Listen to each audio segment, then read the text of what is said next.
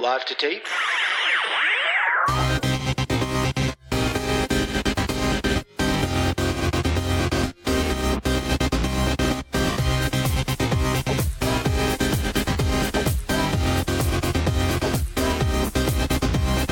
Welcome to Millennial Season 3, Episode 8. I'm Andrew. I'm Elisa. And I'm Laura. Well, Elisa, welcome back from your vacation. Thank you. We hope you had a nice time. But don't tell us too much yet, because we have a game to play with you in a little bit. Okay. You want Brace your to play a butthole. game? Okay. Butthole's braced. I'm ready. Keep it clenched. I think she's already been there. Anyway, continue. Oh, God. Okay. Did you play Pokemon Go down in Aruba? Did you have internet down there? Yeah, I did. Oh. They had a lot of water Pokemon, predictably. Excellent. But like nothing that really stood out as being new or cool from the usual. But I know that they just released a bunch of new ones, right? Yeah, they added about 80 new Pokemon from Gen 2 of the Pokemon lineup. I don't know any of these Gen 2s or 3s or any other Pokemon other than the original 150, because that's all I really played as a kid. But it was a big deal because they finally added new Pokemon. People have been waiting for a long time. We've all gotten tired of catching Pidgeys and Ekans and all these other ones that show up all the time.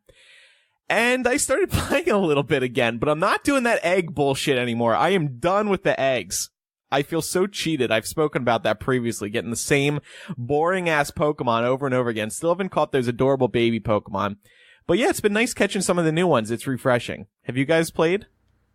No. I'm actually logging in right now for the first time in several months.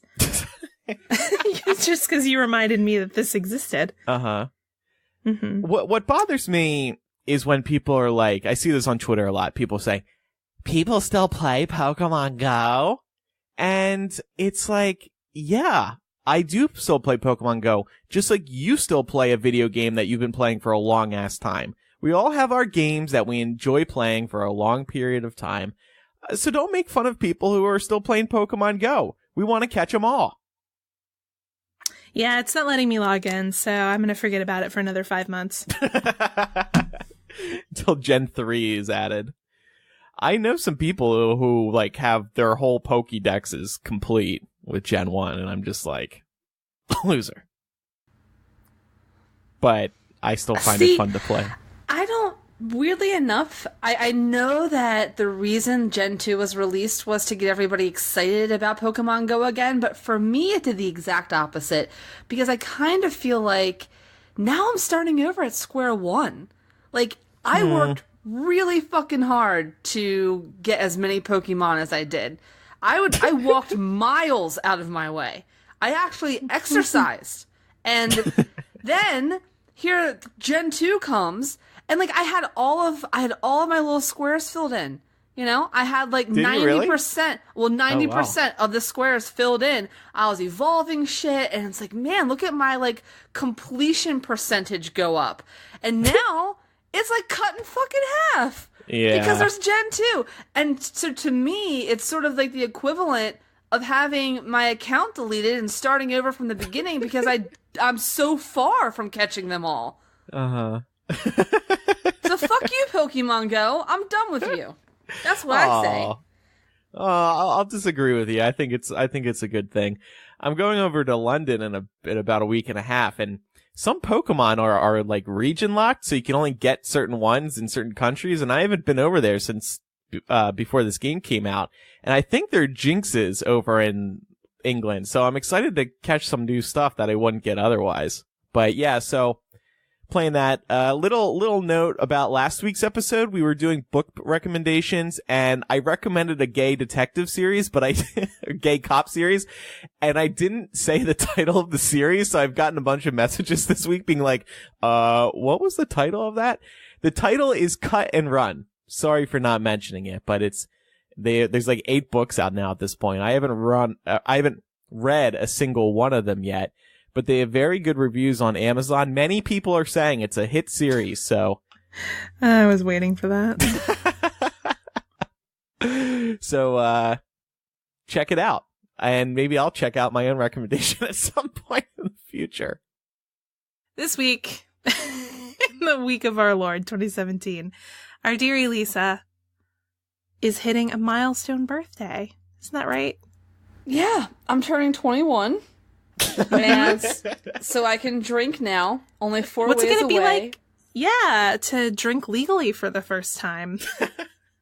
You know, I'm looking forward to when I'm arrested, it only being one charge now. Like, public indecency. Public indecency I can deal with, but like, you know, like being drunk in public, like that was just a bridge too far. So I'm really... Yeah, but aren't they still going to charge you with the public urination, though? Yeah, I don't think that falls under the indecency charge. I don't know. Is like peeing on people and like is that a public space? I don't think that is. Have either of you ever peed outside while being drunk? Yes. Yeah, well, I don't know if I have or not. I probably have. I really don't remember an incident where I did, but I sure as shit remember when Laura has. When was this? Best night of my life. You can tell it. We've talked about this. We've talked. Have we? Well, I don't know if we've told the full story. I mean, Too Long Didn't Read, basically. Laura goes to a wedding in Baltimore. She takes me as her plus one, and I'm driving so I don't drink. Laura gets fucking hammered. And by the way, you couldn't really tell that she was drunk at the wedding. It was this weird light switch. She's walking around, she's being charming and saying hi to everybody. Then the minute we leave the property, she's literally falling to the ground and laughing at herself. And I have to drag her into the car. I have some pretty sweet video, but I won't share it. And suffice it to say, we get in the car. I'm trying to stop her from like pressing her face against the glass, because she kept doing that and was like wobbling my window. We get down the highway like 10 minutes. We're heading to my grandparents' house, and all of a sudden she just like kind of mumbles like "Bum, bum, bum." I'm like, what? She's like, pull over. I'm like, okay. I pull over into this little suburb area, and like right in the grass in between someone's front yard and their main drag, right in the grass. I think she like, correct me if I'm wrong, but I think she like vomits and pees simultaneously. I did. Oh my god! It starts out with just vomit, I think. Yeah, I had to throw up, but then the sheer force of the vomit made me have to pee too. That is insane. I was wearing a dress, so you know the peeing part was pretty easy.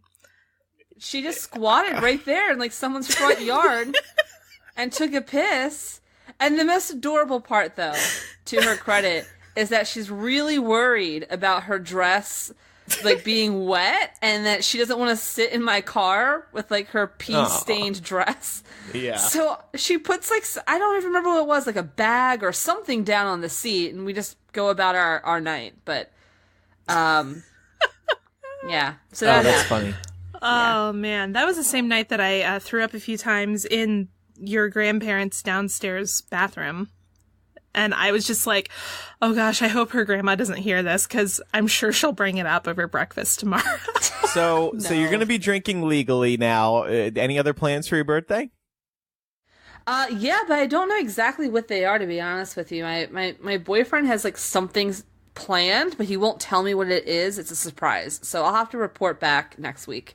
It's the butt stuff. It's going to happen. Butt stuff. Surprise, bitch, bend over. This is happening. That sounds entirely likely. Okay. Actually. Cool. Can't wait to hear what happens.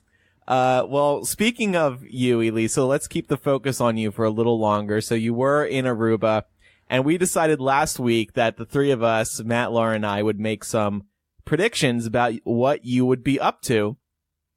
So we asked ourselves 5 questions, and we're going to get the answers from you now. Very excited, because I've been eagerly awaiting learning what exactly happened.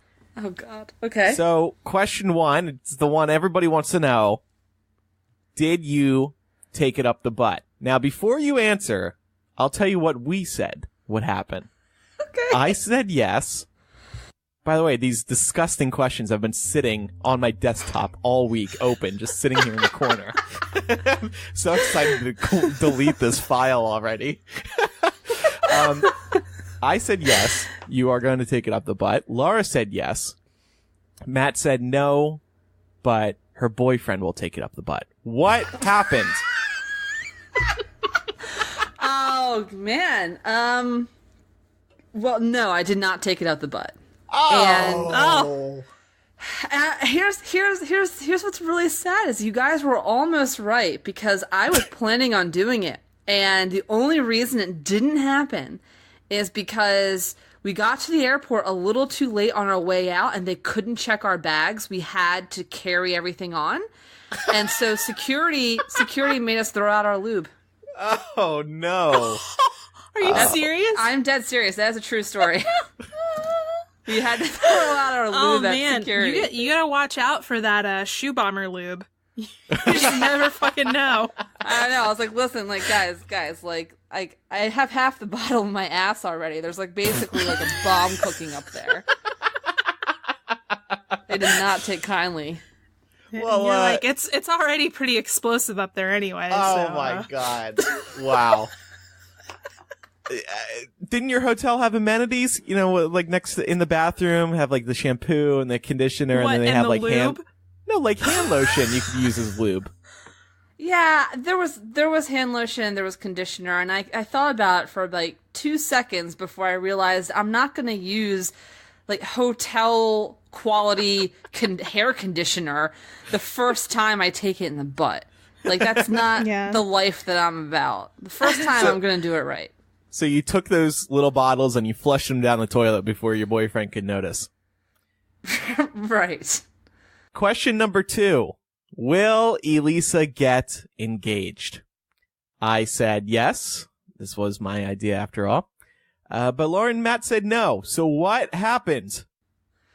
Well, actually, so my boyfriend did have a ring. He did bring a ring, but not the kind you put around your finger. Cock ring. Lovely. Lovely. I had a moment of just like panic right there when you started telling that. Yeah. No. He brought a cock ring and had a little like vibrator up at the top of it so that, you know, it like, hit the clit just right. Okay. So, wait, this is a cock ring with a vibrator on it to hit the clit just right. Yeah. So basically it was a proposal. I mean, if that doesn't get a girl to say yes, I don't know what would, but that was the only ring that I got, and I'm perfectly okay with that. Although I did actually bring a real, like, it's actually a sapphire, but it's like a real legit expensive ring with me to Aruba because I've been planning on faking engagement photos just to send them to Laura and freak her out. That would have been great. I would have skinned you alive if you had done that without telling me first. No, but like the joke was supposed to be on you because I knew you would freak out. Yeah, right. Were you freaking out since I had put that idea in your head? Like you were flying down there being like, oh god, what if Andrew's right? This all is adding up now. Why are we going to Aruba? No, I really wasn't, but I will tell you this, is that my boyfriend has started listening to the show. And I'm sorry. Yeah, he started listening. He started back with like season 1, but once in a while he will listen to the recent ones. And so I didn't want him to hear that segment about the proposal without me confronting him about it first. So I just straight up told him, like, listen, like, this is what happened on the show this week. It was his idea to troll you guys with fake engagement photos, actually. You should have. I would have lost my mind. That would have been funny. See, this is why I like him. Yeah. He gets the best friend stamp of approval. It's very important. That is, I think he might be the only person I've ever dated that's gotten the best friend stamp of approval. That's true. That's true, actually. I've hated the rest of them. Real talk.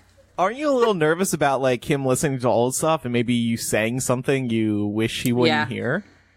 Yeah, I am, particularly since I was in a different relationship for the first Right. half of the show, and I'm sure that there are some awkward moments Right. scattered throughout. But I've warned him about that. I've told him, listen at your own, your own Right. demise here, because it could get rough. And I think, his plan is just to fast forward through the part if it gets weird. Okay, next question. Will Elisa swim naked in the Aruba waters? I said no. She is a classy lady. She wouldn't do such a thing. Laura and Matt, though, said yes. Yes, she would. Yeah, I think I did. Oh, great. You think? Yeah. Yeah, we definitely... This is a yes or no question. Yeah, were you drunk? Okay, because we did get into an outdoor hot tub naked. So does that count? Yeah, I think that counts. It was an outdoor, out in the open, like pretty much anyone walking by could see kind of situation, and we did do that naked, but I didn't go in the open ocean naked. Okay. Well, we'll give Laura and Matt that one, works. I think. Yeah. Okay. Will she get a disease? I said no. Laura said yes. Laura, do you remember which 2 diseases? You named Yes. 2. I said that it was going to be dengue and yellow fever. Great. And Matt said yes, but didn't name diseases. Did you get any diseases?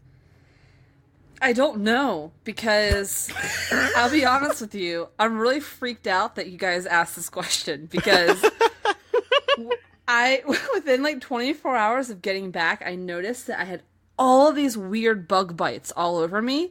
They still haven't gone away, and it's been a week and they still itch, and they look pretty fucking bad, and I've started like joking but not joking that I caught something down there. Mm-hmm. So I don't know is the answer. I really don't know. Are they mostly on your legs? They're on my legs and my arms. Mm. So at first I thought West Nile or something, like mosquitoes. I don't know. I thought birds spread West Nile. Well, I don't know. Do they? You might now not I'm be. looking up yellow fever symptoms. You might not be past the incubation period too, so you may have to wait a little while till you realize you have something. Great. Thanks for that thought. And then, no problem. And then, final question: will Elisa be involved in a threesome/orgy? I said no, because it's weird to get into a threesome after getting engaged. Why does that have to be weird? Laura said no, because Brian won't want that. And Matt said yes, but he doesn't know how many threesomes you'll have. No, I did not. And this is a great insight into how crazy you guys think I am. No, not that did not happen. And Laura's right, actually. Brian is not about that life. Okay. Not something that he's into at all. I don't even know if I think I would in theory, but in practice might be a little nervous. But Brian's not even a big fan of it in theory. Yeah. It's a little intimidating. You got 2 of everything. Could be 4 of some things. Yeah, just no. I mean, if it's all penis, it sounds good to me, actually. But Yeah.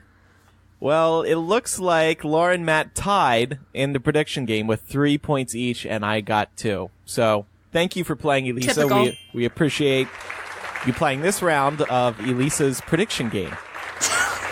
my pleasure. Thank you guys for taking bets about meaningful moments in my life. Yeah, and getting You're welcome. diseases and.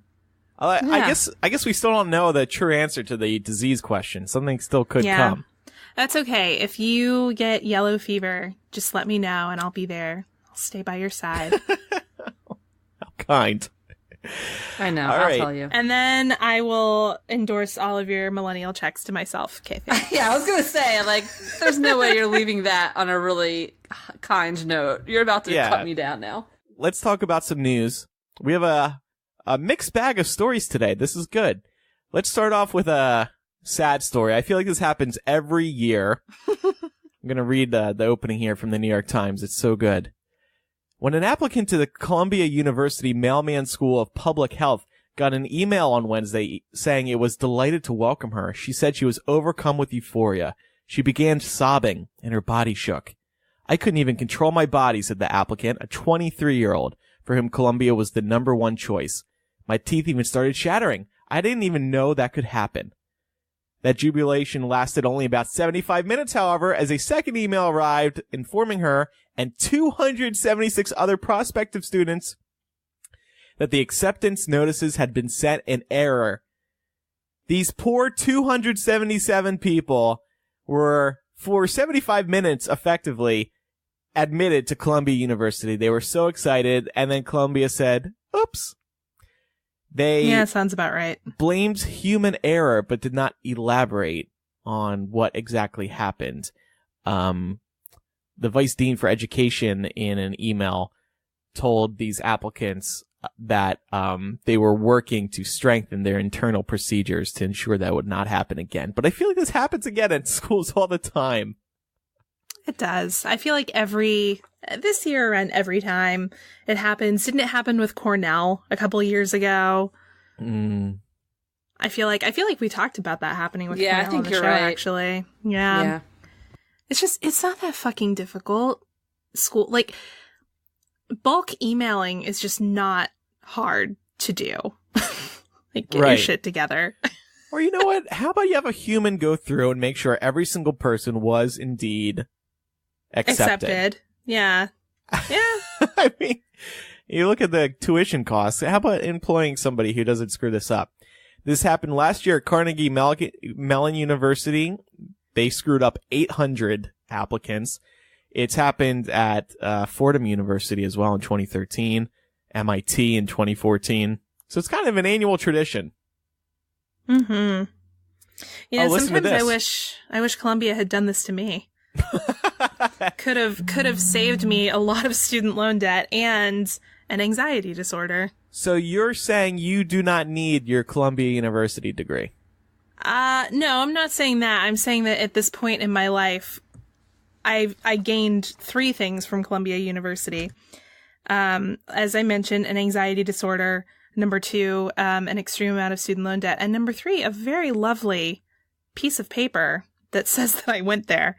I'm sure one day all of these things will come in handy, but I'm still a little salty. Give me some time. I'm not even a year past graduation yet. I'm still just like a little bit, throwing a little bit of shade their way. Yeah. I'm sure once I get that job that they've promised I'm going to get that's going to pay me really well, I'll feel a little differently.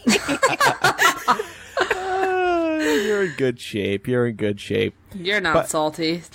By the way, one of the more spectacular failures, as the New York Times puts it, was in 2009 when the University of California, San Diego sent 28,000 students an email saying they had been accepted when they had not been. 28,000 students. That's that crazy. moment where, as a university, you say, yep, you're all in, but no financial aid. Pay us full boat. Right. And we will take you. Exactly. Actually, maybe that is what happened with me. What else is going on in the world? So the state of Maine has made a habit of asking the federal government to ban the purchase of sugary soft drinks and candy with food stamps. And once again, this year, they're asking the federal government to allow them to ban exactly that. Now, the Department of Health and Human Services says that the nutritional value of candy and soda doesn't require further debate and that Maine faces rising obesity, and therefore it's reasonable that they would not want people on food stamps to be able to use those food stamps for candy and soda. A recent U.S. Department of Agriculture study also found that soft drinks accounted for about 5% of food stamp purchases, which is not nothing. It amounts to, I don't remember the exact figure, but a lot of millions of dollars, tens of millions of dollars per year for the state of Maine. Meanwhile, the state of Maine spends about $700 million on obesity-related medical expenditures for those very same people who are on food stamps, because, of course, they can't afford medical coverage themselves in many cases. So they need it subsidized. And so Maine is basically saying, you know, folks who are low income need food stamps, okay, but they're using food stamps for some, you know, not very healthy food and drink options. And then we end up footing the bill for that later down the road on obesity-related medical procedures. So they're asking, you know, the government, is it cool if we ban this? But they need the federal government's approval before they make that change to the food stamp program. So I thought this was something interesting and worth talking about. I could see both sides of the argument, frankly. So I'm curious what you guys think. This is super weird because I worked in a grocery store all throughout high school and frequently had customers who were using food stamps and EBT cards and things like that. And at least here in Georgia, I never saw anybody able to buy sugary sodas or candy or anything like that on food stamps. As a matter of fact, I have distinct memories of people trying to do that and my register like physically not letting me scan. Well, I could physically scan, of course, but it like wouldn't actually record it. And I would get a memo on the screen that was like, you know, this is not EBT eligible or things like that. So I find it really weird that we have those restrictions here, but they don't have them in Maine. Yeah, well, I'm for this ban taking place. It makes sense to me. If you're going to be getting food stamps from the state or the country, then you should probably use them wisely and not use them for unhealthy products. I feel like it's such a slippery slope, though. That's what makes me uncomfortable about this. I totally understand the logic behind it, but I think first you would have to look at, okay, how much money, how many costs are racked up by people on food stamps that then later go on to have like obesity related illnesses that the taxpayers then have to foot versus how many people who aren't on food stamps have the same issues that end up also costing us tax dollars. You know what I mean? Like, I feel like you have to make the argument that one is worse than the other in order to justify taking them away from somebody. The other thing is that so many, and I hate to like stereotype here, but generally it tends to be a very conservative position to want to tie, like restrictions to welfare programs. You know, there are a lot of people who are like, if you're getting food stamps, you should have to go for mandatory drug testing, or you should be required to do X, Y, and Z thing. And it really boils down to the question of like, if you're going to give people assistance, are you going to trust them to use it in a way that is, you know, beneficial and healthy to them? Or are you going to give somebody assistance, but then tie a whole bunch of strings to it that make their lives difficult? And like, I don't know that I would necessarily would look at a mother who is with her 3 children in the grocery store and like once a month the kids want a Coke. I don't necessarily think that's the end of the world. So I don't know. I feel like this is a really complex issue, and I personally have a hard time coming down on either side of it because, like Elisa, I definitely see why Maine is viewing this as a problem, but I also think that if we're too fast to start passing judgments on the way people are using the social safety net, then that can just lead us down a whole other rabbit hole of issues. So I don't know. It is a slippery slope in some ways. I mean, to your point, the one issue that I take with it is, you know, okay, I think everybody, I mean, even the U.S. Department of Agriculture and Health and Human Services, under Obama, by the way, not under President Trump, but under a liberal president, outright said that sodas and candy are super unhealthy for you, particularly for the kids who use the food stamps the most. And so everyone can get on board with that. It's kind of like saying cigarettes are bad. Like, everyone gets that. It's very common sense. But then I guess it concerns me just from the aspect of, you know, okay, well, then where do we start drawing the line? What else can't they buy because it's unhealthy? What about white bread? I mean, whole grain bread is a lot healthier. Can they not buy white bread? Because white bread has a whole shitload of like high fructose corn syrup in it. and that contributes to obesity too. And so for me, that's sort of my question is like, where do we start drawing distinctions here?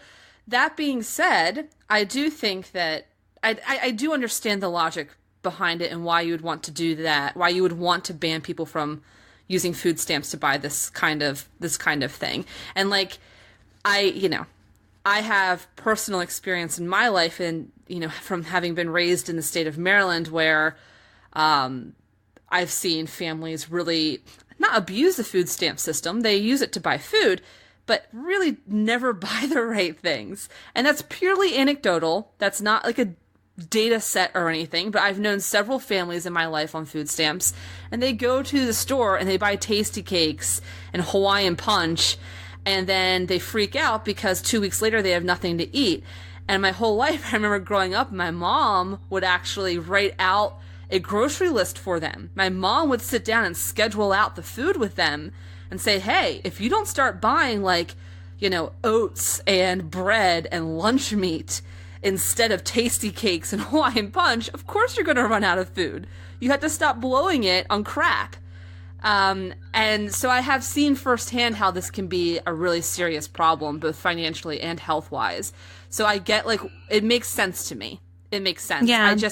I just, like Laura said, I see both sides of the coin. Yeah, and then you also have to ask yourself about the cost of healthy food versus the cost of unhealthy food. Mm-hmm. And unfortunately, junk food tends to be cheaper. It's cheaper to buy a 2-liter of sugary soda than it is to buy a case of water. Or naturally, milk. Yeah. And naturally, you want the soda over the water because the chemicals in it make you want it more.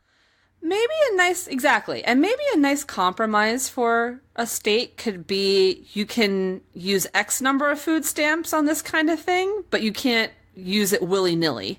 You know what I mean? Yeah. Like you can't go to the grocery store and use all your food stamps for ho-hos and cookies, right? Like that should not be allowed. But if you only use if you only get one thing of cookies, that's fine. Does that make sense? Yeah. I'm just also not convinced that, even most food stamp recipients use the assistance that way. It's just, again, it's anecdotal experience, but having worked where I worked all throughout high school and seen a lot of people come through the line on food stamps, generally speaking, it was people who were trying to buy the basic staples so they could feed their families. And so I just want to be careful that we're not giving this impression that it's a huge thing where something like 90% of food stamp recipients are going out and buying, hostess type things I certainly don't think that. It is a big industry though. I'm reading here in a 2014 report from CNN that a 2012 study found that $2 billion in food stamps each year goes to the sales of sugary drinks. Now, I don't know the total number of food stamps sales each year, but that's a big number. And for that reason, the soda industry is going to fight tooth and nail to avoid something like this from happening, because obviously they will be severely impacted by this if suddenly they're losing $2 billion in revenue a year. That's a lot. Yeah. That is a lot. But it would also, I don't know, I think it would also behoove the companies to start coming out with healthier sports drink alternatives. Yeah. Right? Things that, don't necessarily flag the system as being unhealthy. How about... the companies like this, doesn't Coke make vitamin water? Yeah. Yeah. Or doesn't, they certainly do have the capability of making healthier alternatives. They do. I guess my cop-out opinion at the end of the day is just, I would be in favor of restricting it more than it is restricted currently, but maybe not outright saying you can never buy a soda with a food stamp. Yeah, I think that's ridiculous. Yeah, and I would also say, too, that when we talk about food stamp recipients, that this story of all stories should remind us that you can't paint them with a broad brush, even on a state-by-state basis. So the food stamp program works differently in Maine than it does in Maryland, than it does in Georgia, than it does in California, than it does everywhere else. And so, everyone's personal anecdotal experiences cannot be applied broadly to the country. Right. Exactly. Let's talk about another story now. This is some good news. A study has found that teen suicide attempts have dropped by a lot. 134,000 per year have disappeared. And same-sex marriage being implemented across the country is the reason why. This study was by JAMA Pediatrics. They looked at the various... there's this whole explanation about why they came to... how they came to discover this, and we won't get into the technical side of it. But they discussed why they think this is, why there was such a big drop, and why it connects to same-sex marriage. And they said they did not investigate the mechanism by which same-sex marriage policies reduce adolescent suicide attempts, but a few possibilities are that the state same-sex marriage policies reduced perceived stigma among LGBT adolescents, that state same-sex marriage policies reduce stigmatizing behavior towards LGBT adolescents by teachers, parents, or peers, or that campaigns for state same-sex marriage policy. Oh my God, this is a mouthful to get through. Policies reduce perceived stigma among LGBT. Anyway, point is, people are cooler with same-sex marriage now. So when it's more accepted, people are not feeling suicidal over not being accepted as a human being. So gay marriage becoming the law of the land a couple of years ago seems to have had a very positive impact on this country. Not just the fact that gays can marry each other now, but that people look at themselves in a more positive light and feel better about their future. Mm-hmm. I think it's really interesting that in this study, they were, in order to have like a control group, they basically looked at 32 states that had implemented same-sex marriage by 2015, relative to 15 states that did not, and measured the rates of suicide in those states. And they noticed a 7% difference. I mean, that's huge. And it just makes me really concerned for what's coming down the pike. I mean, obviously, same-sex marriage is still legal, but with all of the really hateful rhetoric that's going around right now, I'm just worried. I'm worried that we're going to start backsliding. Yeah. Well, even a story like today, when we were learning more about Trump's new immigration policy and hearing that millions of immigrants could be deported, a lot more than were previously being deported, then that could certainly lead to suicidal thoughts, I would think. Not being welcomed in this country anymore, having to be on the run, stuff like that could cause some serious issues. Yeah. I think it's interesting that it's tied to same-sex marriage laws in particular. It's not even same-sex marriage laws, of course, being indicative of a cultural shift, but the study actually had nothing to do with the cultural shift itself. Had to do with the actual same-sex marriage, with that explicitly, that institution being accessible to same-sex couples. I think that just goes to show how big of a difference laws actually make in our mental well-being and in our state of mind. That it's not just about like wanting to pass a law or wanting marriage to be accessible to everybody.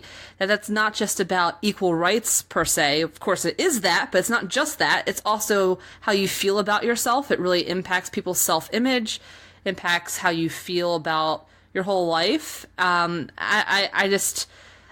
personally, as someone who like loves politics, just am tickled that actual law can impact someone's mental state in such a positive way. Well, yeah, because, I mean, they know at that point they're legally protected. They have this right that they didn't have before. And, I mean, the only thing that I can liken it to is what it must have felt like for women who lived during a time where they couldn't do things like open a credit card or get a loan or have, their utilities or anything like that in their name. And then all of a sudden coming into a day and age where they can do all of those things and the government recognizes they can. And I mean, not having lived that experience myself, I can only relate to it through the stories told to me by older relatives of mine. But I would imagine that's got to be a lot what it feels like. All right, let's move on. So, Michigan State University, just this week, banned whiteboards from dorm room doors, saying that they have, quote, become an increasingly popular platform for harassment. Apparently, a host of students have been waking up in the mornings with racial and anti-LGBTQ slurs being scrawled on their whiteboards. And, of course, it's, awful and stressing the students out. So Michigan State University banned whiteboards. Now, it's also receiving a lot of backlash for this response, even though it's meant with good intentions, because some people are saying, okay, A for effort, we get it, but other people are saying it's a cop-out because they feel like the university isn't really addressing the systemic issue here, the fact that there's all of this hate-fueled speech going on, and instead just banning whiteboards. And they actually, the local news interviewed a few students about this, and some of the students to whom this had happened, rather, said that before the whiteboards were in their lives, people were just scrawling them on the doors themselves. They were just etching it right into the door or using paint or a marker or whatever else. And that really has nothing to do with the whiteboards at all. Right. And so I thought this was something worth bringing up because it's clearly a case of college students being harassed and the college itself trying to do something about it, but maybe not really. Yeah, it's a Band-Aid response. Yeah, exactly. And I was going to say, people are still going to do this, whether there's a whiteboard or not. If they want to leave a mean message on somebody's door, they're going to take their own marker and write it there. Yes, the whiteboard certainly makes it easier to leave a message because you just pick up the marker that in a lot of cases is just hanging there on the whiteboard. But yeah, this doesn't seem to solve much. It's a quick Band-Aid that won't fix the issue. And, the school should be yelled at for not trying harder. How about install some cameras or add some guards or... That would cost money, Andrew. Oh, I see. It's just... It amazes me that a university can't look around at all of the hateful rhetoric that we're seeing right now, all the increase in anti-Semitic messages being spray painted on walls, on temples being like firebombed and threatened with bomb threats and things like that. On the subway in New York a couple of weeks ago, somebody had drawn swastikas all over the walls with Sharpie. This isn't something that's just confined to their university of students harassing each other with racial slurs to try and be edgy and cool. This is a larger problem. And as a university, I hold them responsible to being at the forefront of the movement to try and stop it. And they need to be doing more than just banning whiteboards because that's not going to fucking do anything. When I was in school, fuck yeah, we harassed each other with the whiteboards. We did it by drawing dicks on each other's whiteboards. But Right. I mean, it still happened. And getting rid of the whiteboards just isn't going to fucking do anything. And it's just a lazy response. It's just lazy.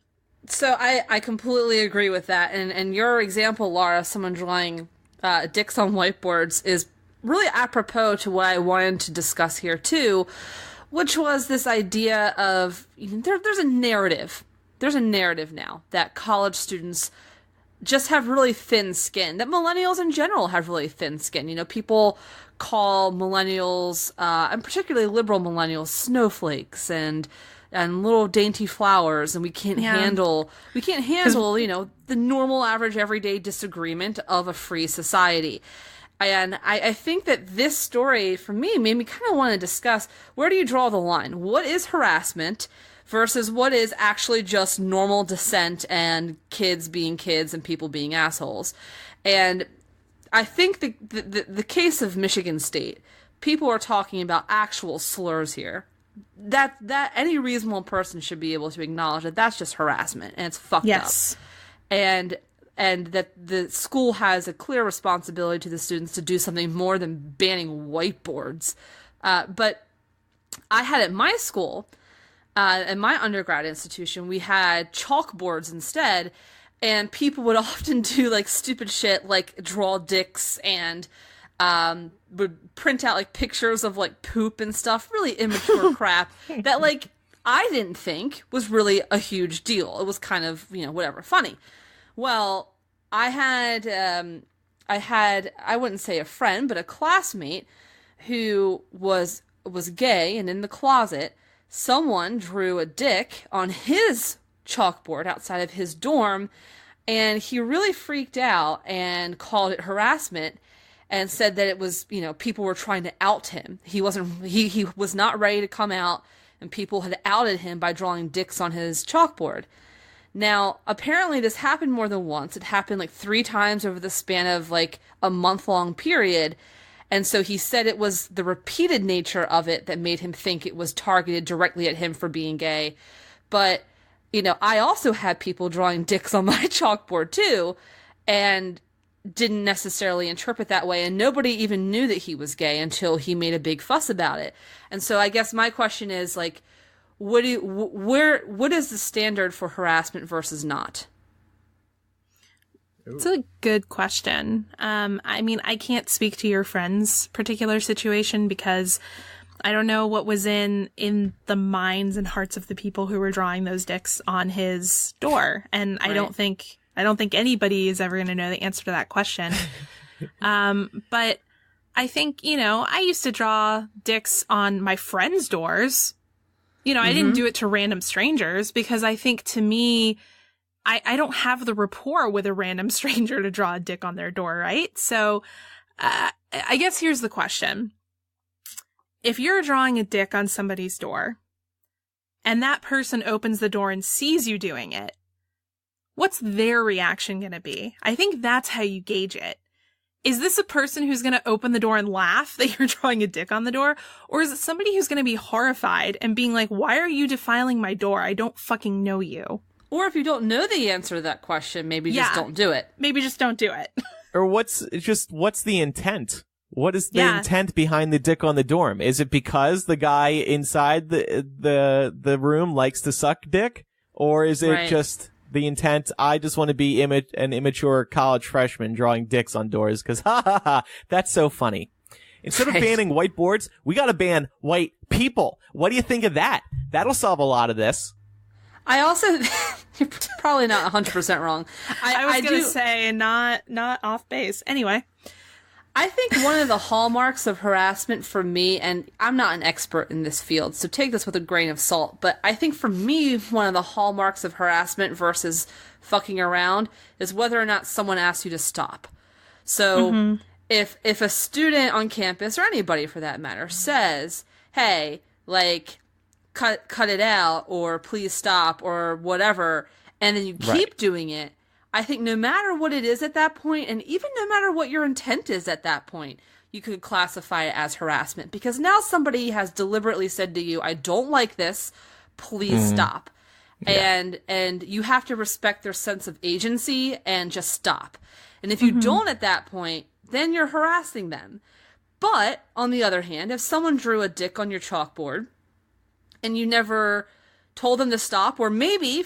That's a bad example. If someone drew a dick on your chalkboard and you told them to stop, rather, and then they did, then you probably should let the first dick slide. You should probably let that go and not say That's it was what she harassment. said. Yeah, I knew that was coming.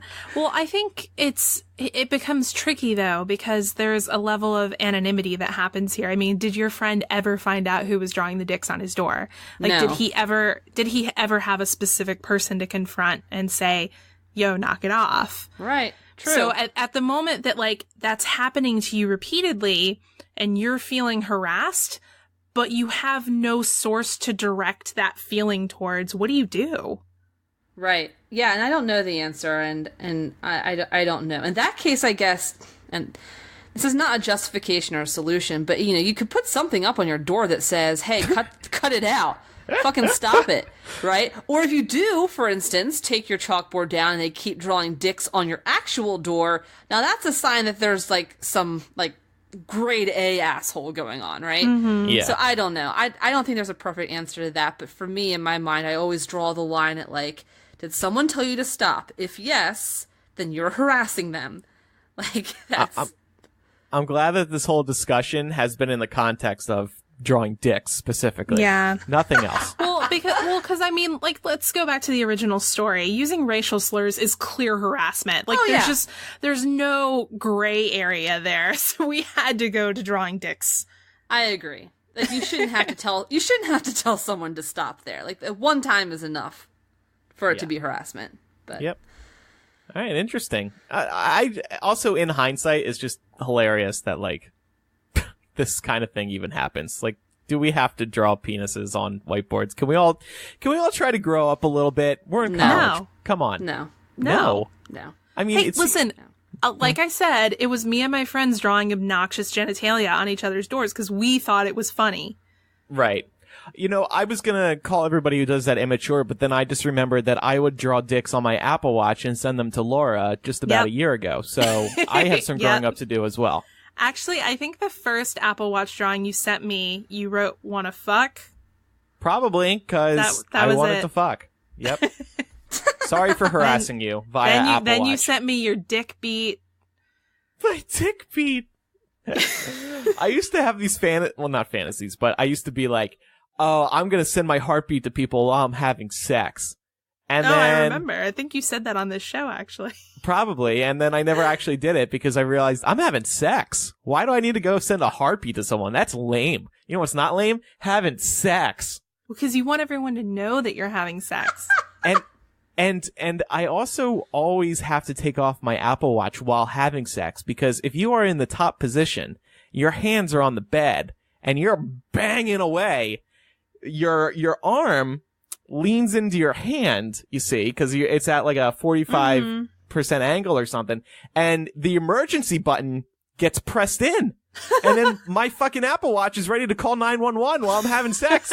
And I'm like, oh shit, gotta take this off right now. Otherwise, police are showing up.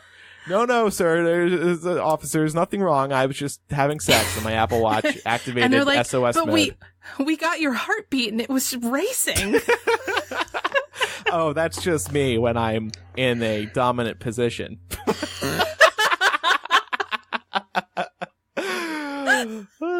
But really, that is a problem. Dominant Apple position. needs to You fix talk that. about it like you're a wolf out humping in the wild. Okay. All right, last news story here from me. This is also related to college. This is a lot more fun, I promise. A Pennsylvania college student got a reminder to take out the trash when his mother sent him a care package full of literal garbage. Connor Cox said that his mom sent him 2 boxes to Westminster College. One was full of food. The other was full of actual trash. And when he called and was like, hey, what the fuck, Mom? She said, hey, there's the trash you were supposed to take out the last time you visited home. I just thought this was hilarious. And I was curious if your parents ever did, like, super passive-aggressive shit like this while you were off at school. Did? Still Speak do? about this as if this is all past tense. Because Oh, Laura yeah. still lives at home. That's right. I'm a loser. Just kidding. I'll probably be doing that later this year. Yeah, that's okay. I'll call you a loser then. It's fine. Fine. It's reciprocal. No, I mean, like, so I have a habit. And I mean, I get why it annoys her, but like, I'll check my mail or whatever, and I'll end up like leaving my mail like on the living room table or whatever. My mom always makes a point of like picking up my mail and going and putting it right in the middle of my bed. My room. Because she's like, why can't you just fucking take it to your room?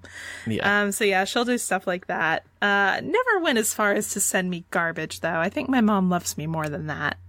Yeah. Oh. Never happened to me either. The gay in me always kept things very organized, and so my bedroom as a kid was always organized. and took out the trash and stuff like that. Yeah, I was a good boy. This story, for me, just reminded me of when I was in college. I didn't really take care of my health very much. I didn't go to the doctor regularly. I didn't go to the dentist regularly. And so I think it was like junior year, I started getting phone calls from the dentist that was saying, "We look forward to seeing you on your appointment at such and such date and time." And I'm like, "What? What the fuck?" And I would call, and they'd be like, "Well, yeah, we just spoke to you last week, and you made this appointment." I'm like, "No, I didn't. This never happened. What?" Of course, find out that it was my mom. And she didn't just make the appointment. She made it as me. She would call and say, "Hey, this is Elisa. I'm calling to make my appointment for such and such date." So the offices were just totally confused when I would call them back and be like, "Hey, I can't make that. Why would you, why is this happening?" Like, they thought that I had, I had some kind of disorder. But, yeah, it was...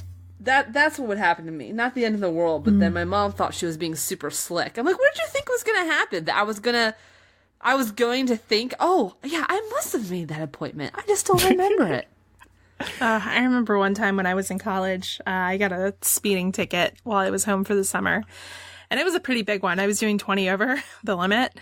And we have super speeder laws in Georgia, so that's a big deal. And so, they scheduled me a court date for November. And I was like, yeah, whatever. I go back to school and I totally forget about it. My court date comes and goes. Of course, I didn't show up in court. And I come back from class one day and my brother has written on my Facebook wall, he's like, "Category 5 shitstorm heading your way." And no sooner had I read that than I check my phone. I have a voicemail from my mother who is just... It's like a low rumble more than anything in the voicemail, telling me about how she received a certified letter from our county talking about how my license was going to be suspended and I was going to go to jail and all of this shit because I didn't show up at my court date. And it just reminds me of how lucky I am that I had somebody to have my back, because I totally forgot about it. Yeah, that's nice. Yeah, parents can be helpful like that. Mm-hmm. I think I'm going to hire Elisa's mom to schedule a dentist appointment for me, because it's been a while. Yeah, you gotta go get that plaque scraped out like we talked about a few episodes ago. It's at this point, it's going to be so bad that I just cannot face the dentist. I can't do it. It'll be so embarrassing. I think you should record it for Patreon. Yeah, I was going to say, I think you should go and record it. Why? I'm going to be crying through the whole thing. Getting your teeth cleaned?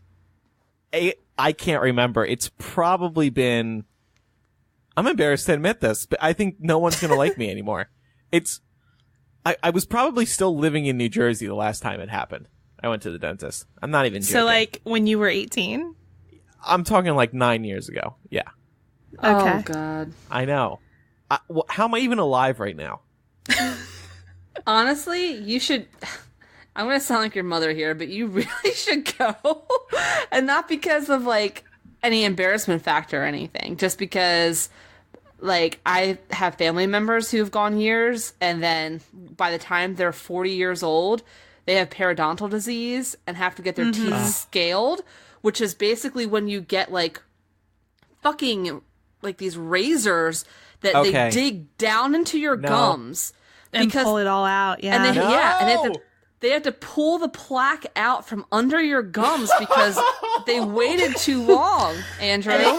Apparently it hurts like a bitch. Yeah, in fact, it hurts so bad that when my aunt had to get it done, that they had to do her mouth in quarters. She had to go 4 times to get it done because she couldn't stand the pain. Oh no. So I say this genuinely as your friend. You should go now because there's still hope for you. But if you keep putting it off, this too will be your fate. Damn it. Fuck. All right. I prefer to live in ignorance. It's just better that way. I was better until 30 seconds ago. there are like a lot of illnesses that can be associated with having like dental issues? I know. I read a story the other day about a guy who died because like his gum disease transferred down to his lungs or some shit, and then he died a week later. It's gonna be me. Ah, damn it. Can you? I'm just going to make your appointment for you in 2 weeks from now. Somebody. 2 weeks from now, you're going to get a phone call and be like, yeah, we just spoke to you last week. Oh, man. No, listener challenge. Make dental appointments for Andrew at your local dentist's office. or recommend somebody who's not going to judge me. Do we have any dentists in the audience? I'll fly to you. I don't want any comments when I show up. Just let me fucking sleep there, and you can take care of my teeth. Not a word out of you. Just the only words I want to hear are "You're done, no cavities." That's all I want to hear. I'm actually crying. I am too, because I'm gonna die. Oh, shit. You're not gonna die, Andrew. The dentists see everything under the sun. They are not gonna judge you. They have seen some shit, okay? That is a good point. Last time I went to the dentist, I was actually apologizing to the hygienist who was cleaning my teeth. Why? I think everybody thinks that they have the worst teeth, right? And I hadn't been in for a cleaning for a while, and so, I could tell that she was having to put a little bit of extra elbow grease into it. And I was like, "Oh, I'm so sorry." And she was like, "Oh, honey, I'm so sorry." She was like, "I went to dental school. Like, you don't even know some of the shit that we see." She was like, cancer, HIV. She's just like, so much worse. I think I was I think I was traumatized as a child. I think I had a bad dentist, and I've just been afraid ever since. Everybody did. Yeah, I had a terrible dentist as a child, and that's what made me super hesitant to ever go back as an adult. Mm. But now I have a good dentist. She's awesome. All right. I'm looking on Yelp here at the nearest dentist. There's a couple here that got 5 stars on Yelp, so. You should also, I really like ZocDoc. I found my dentist on ZocDoc, and I looked for dentists in particular that had reviews that said that they were really gentle on your mouth, because I was sick of going to the fucking dentist and walking out looking like I had just been mugged because my fucking mouth is bleeding for the next 12 hours. Yes. So I hate that. So I found a guy, and he had really good reviews, and everyone said, like, he's very gentle, but he gets the job done. Sure enough, like, my teeth have never been cleaner, but I didn't feel a thing. Okay. Good. Yeah. Same with mine. Good. All right. I will seriously consider the idea of finally seeing a dentist. He talks me into it. We're going to get an update on the next episode, Andrew. We want to hear that you've made your appointment. It's going to come right assignment. after. Yeah, it's going to come right after I get that simming mug. Oh, okay.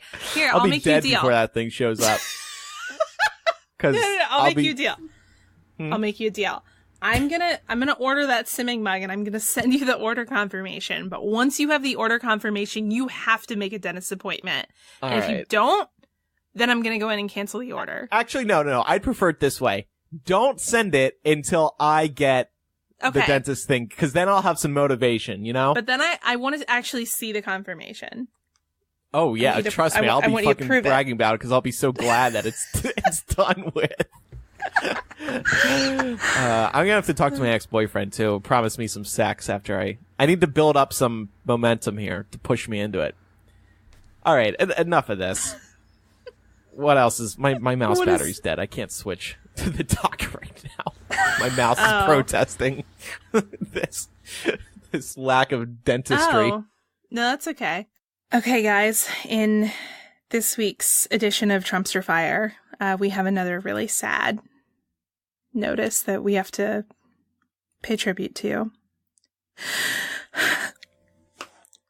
Let's listen to our leader. You look at what's happening in Germany. You look at what's happening last night in Sweden. Sweden. Who would believe this? Sweden. They took in large numbers. They're having problems like they never thought possible. You look at what's happening in Brussels. You look at what's happening all over the world. Take a look at Nice. Take a look at Paris. We've allowed thousands and thousands of people into our country And there was no way to vet those people. There was no documentation. There was no nothing. So we're going to keep our country safe. So people were confused and realized, oh my God, a horrible thing happened over in Sweden. What was it? And people started researching, and, well, Laura, you can wipe those tears away. 'Cause nothing happened! No, something What? happened, Andrew. What happened? My Malm IKEA bed broke, fell apart. Oh no. Yeah. I love those. Where were you when it happened, Laura? I was in it. Eating Swedish meatballs. That's right. Eating IKEA's meatballs and drinking lindenberry juice. That's really nuanced. I feel like half the people won't know what you're talking about. You posh motherfucker. Okay, let me just make this clear. The only things that I can afford to buy in IKEA are the Swedish meatballs and the lindenberry juice. I can't afford anything else. All IKEA food is pretty cheap. Yes, it is. So is their furniture, to be quite honest. But Oh yeah. at any rate, so Bowling Green Part 2. Actually, I've heard rumors that Bowling Green is actually located in Sweden. So that might explain this. Fuck it. Maybe Sweden's located in Bowling Green at this point. Like, who the fuck knows? Hey, maybe Bowling Green is a door into another Swedish dimension where this incident actually happened. Yeah. So I like that. Donald Trump later clarified in a tweet, of course, that he was referring to a report he had seen on Fox News. He said, quote, "My statement as to what's happening in Sweden was in reference to a story that was broadcast on Fox News concerning immigrants and Sweden." So he was talking about the immigration crisis, I guess. But meanwhile, Sweden's like, there's no problem here. We don't even have an immigration problem. But the way he said it, saying, you look at what happened in Sweden last night, it was like he was talking about a specific event that occurred the night before. Really, all this fucker was talking about was the broadcast the night before. Yeah, exactly. He cannot tell the difference between a rebroadcast of old footage and actual live news. Mm-hmm. Right. And I like Sweden. Sweden didn't just, you know, they didn't play coy with this. They literally asked him. They released a statement. The federal Swedish government released a statement and said, "We would deeply appreciate a clarification of your remarks as we don't know what you're talking about."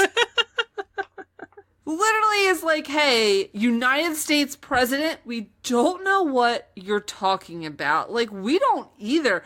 John Oliver did this whole bit on this that was really funny if you guys haven't seen it. But he was like, yeah, we have no fucking clue either, guys. We never know what our president's talking about, and we're sorry.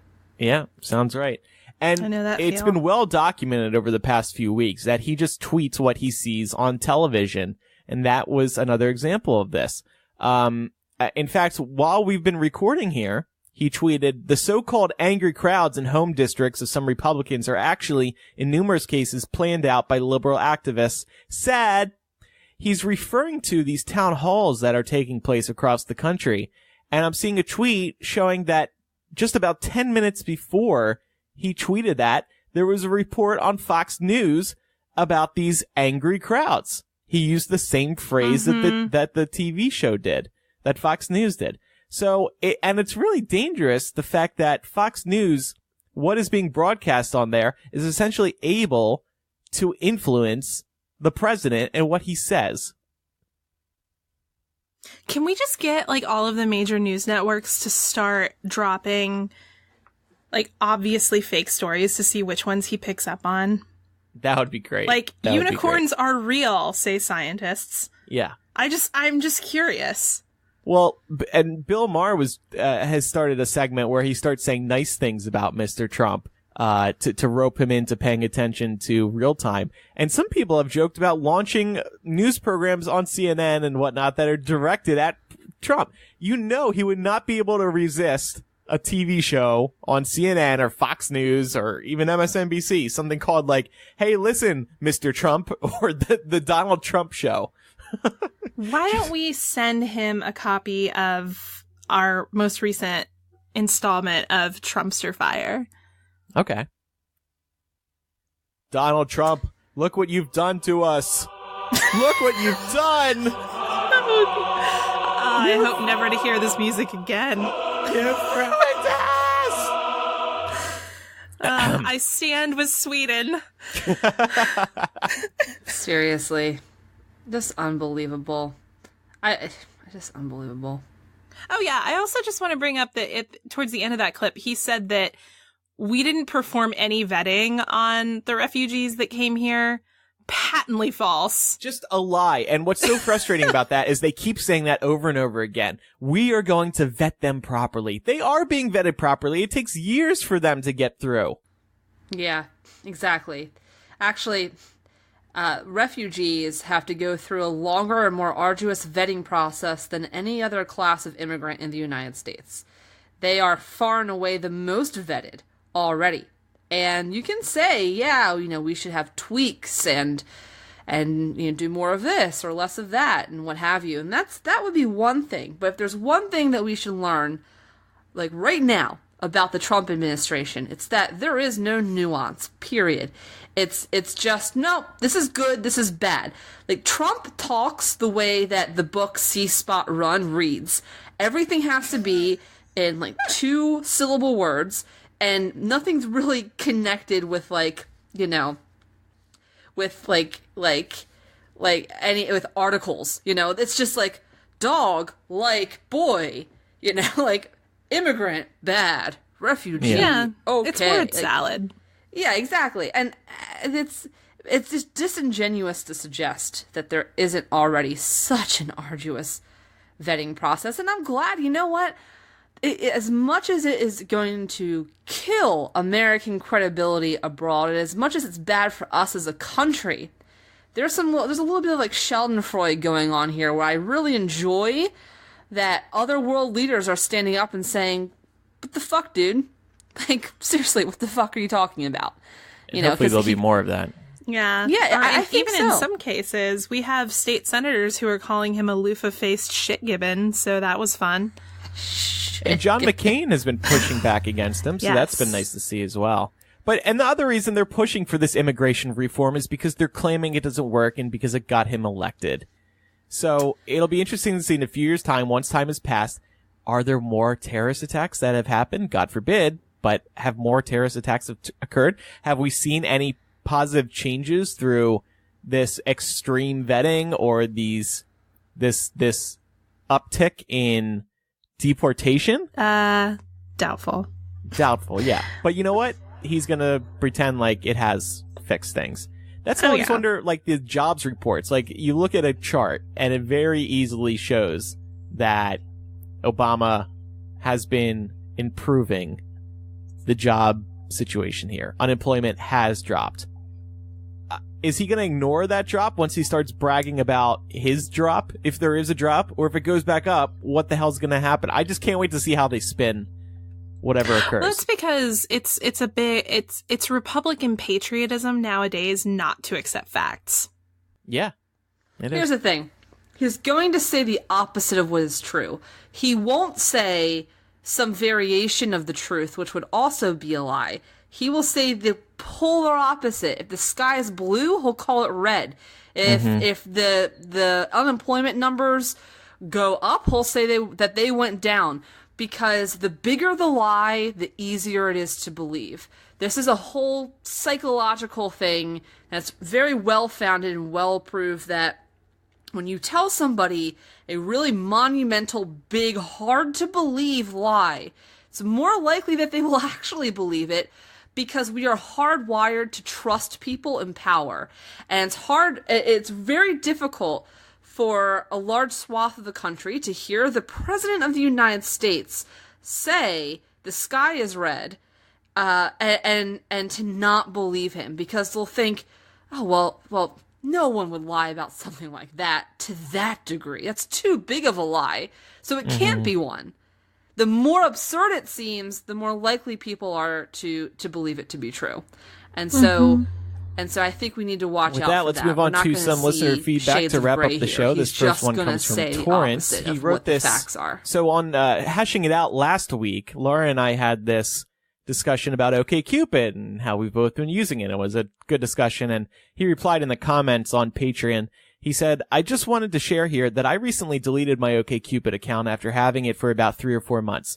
I messaged probably around 40 women during my time on there, honestly trying to build a genuine connection with them, asking them about their experiences or work or whatever caught my eye on their profile, with not a single response. Not a single person found me worthwhile messaging back, and I did see 5 or 6 checked out my profile after I messaged them. It was pretty depressing and felt like a complete waste of time, and I was messaging predominantly 80% or up matches. Didn't really help with my low self-esteem when it comes to dating and feeling wanted. I wasn't expecting to find my soulmate on OkCupid, but thought I would at least find someone somewhat interested in talking to me and possibly going on a date in real life. Kind of regressing back to where I was for the last few years, which is a fuck all attempts to be in a relationship attitude. So Torrance not pleased by his experience on OkCupid. That's okay, neither am I. You know, I can't speak to your particular experience, but I think a lot of men have this, particularly when reaching out to women. And I can tell you that women on these dating apps get so many fucking messages, just inundated with messages that honestly, it can be really hard to tell the genuine ones from the creepy stalker ones. And sometimes that can just be a result of sheer volume. Like, you can just open up your box and just have message upon message upon message, and you're like, fuck this. So there's a chance that a good percentage of these recipients didn't even get your message. So I wouldn't say that you should be assuming that they're going out and looking and thinking that they're not interested. I would venture to guess that a lot of them probably didn't even get the message. Yeah, that's an interesting point. I was going to say that a lot of people are just shallow on OkCupid. I know I'm guilty of this. Sometimes people will message me and I just won't reply, or sometimes I'll be starting a conversation, and I think I mentioned this on Hashing It Out, and I'll just stop replying to somebody, which is mean. A dick. Yeah, I am a dick. But it's for various reasons. I don't really want to continue a conversation with people. It's just maybe because I'm talking to somebody else, or now my position is that, well, I'm probably moving out of Los Angeles, so I think I shouldn't even waste my time getting close to somebody unless I really hit it off with somebody. But or unless you just want to fuck, then you know. I don't do that. I will say that you can find good connections with people on OkCupid. I've had some good talks with people, but it's just so important that it remains a two-way street. If it's suddenly one person doing it more than the other, then it all falls apart very quickly. I think when people don't message you back, even if you have a high rating and you think that there's a good likelihood that you kick it off, you really can't, on a website like that, interpret it as there being something wrong or off about you or your lack of appeal or anything like that.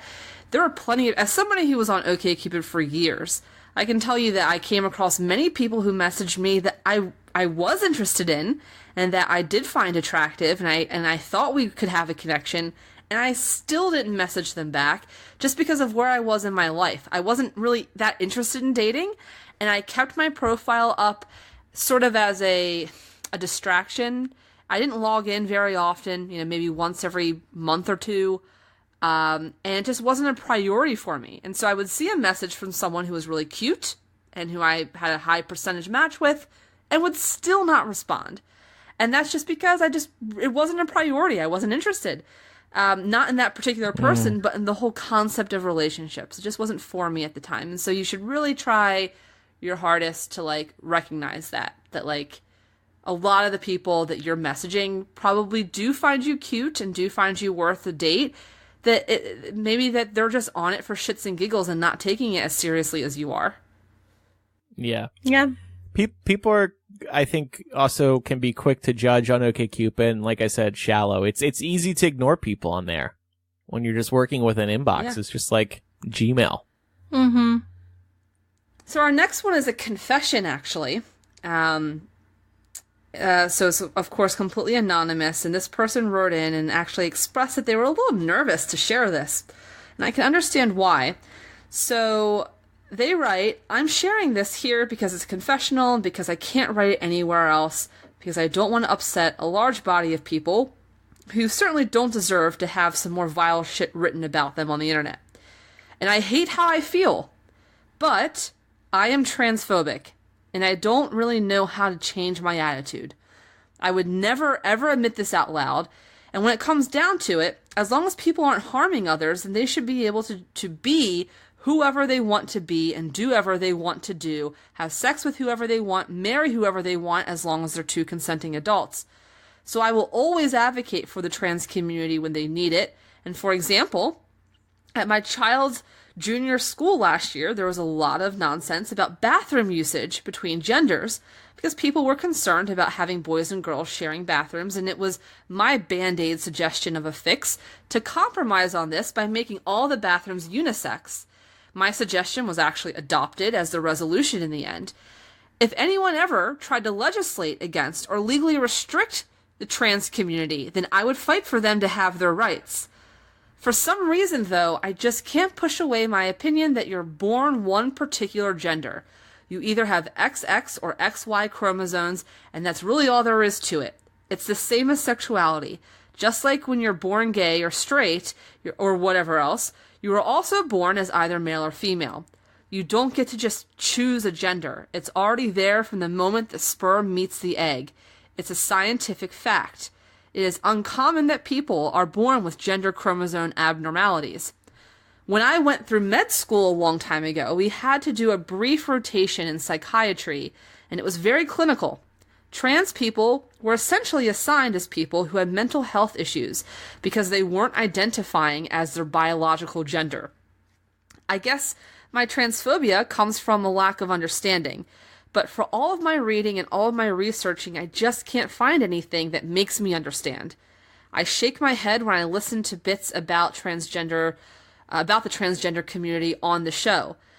My transphobia tends to manifest in ways such as that I find myself annoyed when I hear about trans people pushing for rights, while Black Americans and Aboriginals around the world do not have their necessary rights and are not equal in society, and we've been trying to give them their rights for centuries. Gay marriage isn't legal in many countries around the world, and homosexuality is still illegal and punished in places. We haven't conquered so many simple human rights issues that I feel like the trans community and their needs should just be lower down the list. It's true that we can all care and fight for more than one thing at a time, but I just think we should expend what little social capital we have getting the basics down before we get on to something that my stupid head still sees as a choice. I am saddened by my inability to come around to the concept. I'm sorry and I'm ashamed. Wow. Yeah. That's like, I mean, first of all, I disagree, obviously, with where this is coming from, but I'm really impressed with the approach. I think too few people are able to step forward and say, this is how I feel, and I know I'm wrong. Right. And I don't know, I wish more people could do that. I think that we would live in a much better world if people would do that. If people could step forward and say, I don't get this, but I'm still willing to step up and advocate for you. Right.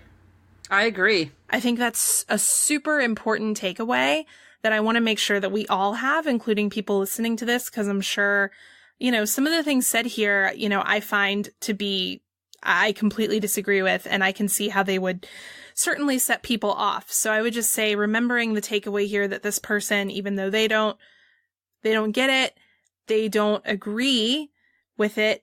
However, they're totally willing to step up to the plate, I think is a super important thing that we need to remember here. That said, I think this is another example of something I mentioned last episode or a couple episodes ago, which is that as a culture and as a society, we're still having a really hard time separating chromosomal like sex and your genitalia from gender.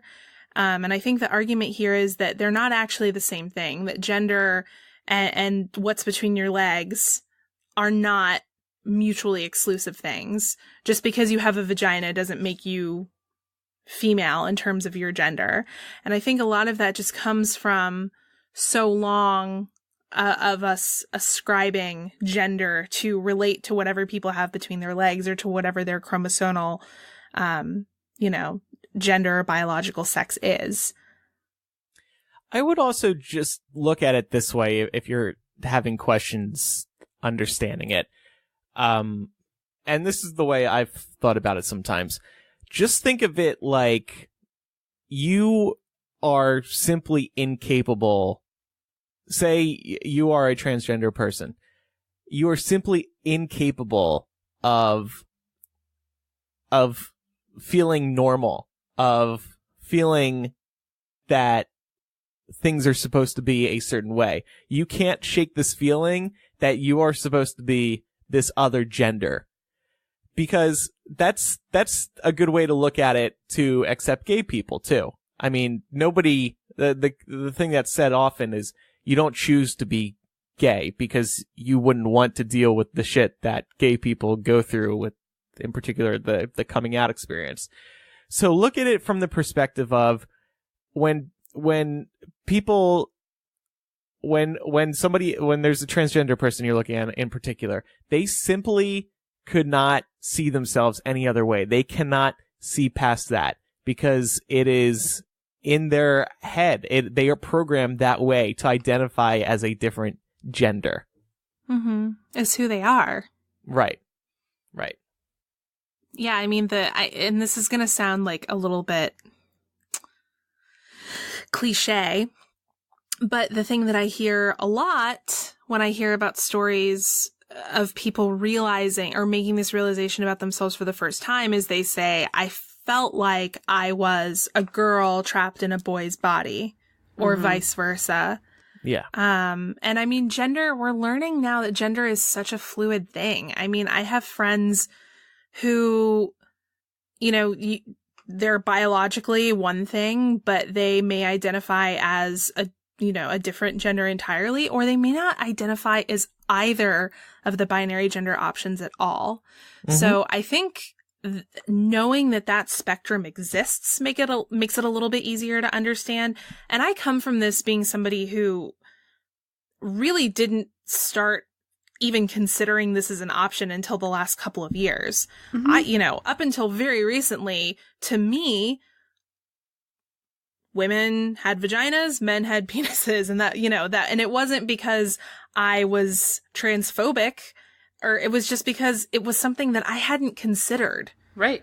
It wasn't on my radar. Right. But when I really started thinking about it and started meeting people who did identify, who were trans or who fell somewhere along the gender spectrum that is not in the binary, it makes it a lot easier to get. And I think it kind of goes along with what Harvey Milk said about gay people back in the 70s. Like, if you know one gay person, it helps it click for you because there's a human element to it there, and you're not seeing it from that clinical perspective. Exactly. I agree. I also want to say to whoever sent this in, I hear you when you say that you're sorry and that you're ashamed. I want to underscore what Laura said. The fact that you can recognize your own biases puts you miles above most people of all political affiliations, by the way, liberal and conservative. Everybody has blind spots and biases, myself included, and most people can't see them or recognize them. So you should give yourself at least a pat on the back for being able to recognize where your biases are. The second thing I'd say is transphobia, just like racism, is not binary. It's not either you are transphobic or you aren't. Most people, I think, exist on a spectrum of, you have some maybe insensitive or transphobic ideas, but, it's not either on or off. It's just like racism isn't even on or off. It's not that, you're a horrible human piece of trash and you're the devil, or you're super inclusive. It's not one or the other. Most people are a little racist, like even if it's just a little. And so I would say that for someone who identifies openly as being transphobic, once again, you seem to exist on a spectrum. You are able to recognize that that the trans community still deserves rights and respect. And yes, I think that you do have some transphobic ideas, but I think that you're able to put them aside and still recognize them as humans worthy of respect and agency is still impressive. And so I've met a lot worse transphobic folks than you. The third thing is, I would say you should really just like Laura said, their human element is so important. You should talk to people in the trans community. I know that's kind of hard because it's like, you know, how do you just like, it's not like you can go to the yellow pages and like look some people up and like say, hey, meet me for coffee. Let's have a conversation. I know that's very difficult, but I would say just open your eyes and ears to, you know, when someone from the trans community is on TV, for example. The Daily Show just interviewed a trans woman. So watch that interview, hear what she has to say. And, you know, there's opportunities to sit and listen. And I think you should take those opportunities wherever you find them. Just wherever you find an opportunity to hear someone talk about it, you should actively seek out those opportunities and just sit and listen and hear them. And to that end, I want to say, if we have any trans listeners, I would love for you guys to write us, and maybe we can bring one or two of you on the show to talk about your experience so that maybe this listener can hear what you have to say. And on a related note, HBO has a documentary called The Trans List, and there are 11 people, I believe they're all celebrities, who talk about their experience being trans. And it's very eye-opening. I actually watched it when it came out a year or two ago. So check that out if you have HBO. There you go. All right, well, on that note, that wraps up today's long episode. Thanks, everybody, for listening. We actually have a quick programming note. We are going to be on a spring break in the middle of March. Not next week, but the week after we'll be taking off because the three of us are going to be busy doing some other things. But we will have a new installment of After Dark that week. So patrons can look forward to that. We'll probably release it around the time that the normal episodes go out. Also, little housekeeping. We haven't been doing Surprise Bitch recently, speaking of Patreon, and we're thinking of shaking it up. But maybe we'll talk about that in the future once we nail down a plan for that. Yeah, we want to make sure that we're doing something that's reflective of the way that you guys are actually attempting to communicate with us, because as you may have noticed, when we try to call you, you don't pick up. Yeah, and it is a surprise, so a lot of people aren't ready for various reasons. They're at work or sleeping or just not answering unknown numbers. So, yeah, we want to do something that's easier for us and you to get your voice on the show. In After Dark today, Laura, what are we going to be talking about? We're going to be talking about more of my misadventures in buying a home. Okay. Get excited. Well, I'm glad we're talking about this actually, because I'm really serious about doing it as well. And I'm going to be moving. And I drunkenly made a poll in the Facebook group the other day asking people where I should move. I didn't really get the results I was hoping for, to be honest, but what were you hoping for? Well, Nashville currently leads my list. Nashville is a great town. Listen, don't let people shit on the South just because it's the South. The South has great cities and they're liberal bubbles, and as long as you live in that bubble, you're not going to feel any of the crazy conservative shit that's going on outside of it. Hear that, listeners? Laura just called you stupid for voting Chicago as number one. That's what I just heard. Stupid. I just think Chicago is cold. And Laura's going to try to talk me into Atlanta, and I genuinely need her to do that because currently I'm that gonna is teach not... you all about the A, how it's great. Oh, I love the A. Atlanta. Teach you how to You say like- it right, too. You like my A, baby? That's what I say to people when I have sex with them with my Apple Watch on. All right, and does this closing song need an explanation? Nope. No. Okay, Nope, great. just play it. Thanks, everybody, for listening. Please, we would love your support on Patreon, patreon.com/millennial. Also, check out our website for a link to the Patreon and much more, millennialshow.com. I'm Andrew. I'm Elisa. And I'm Laura. Bye, everybody.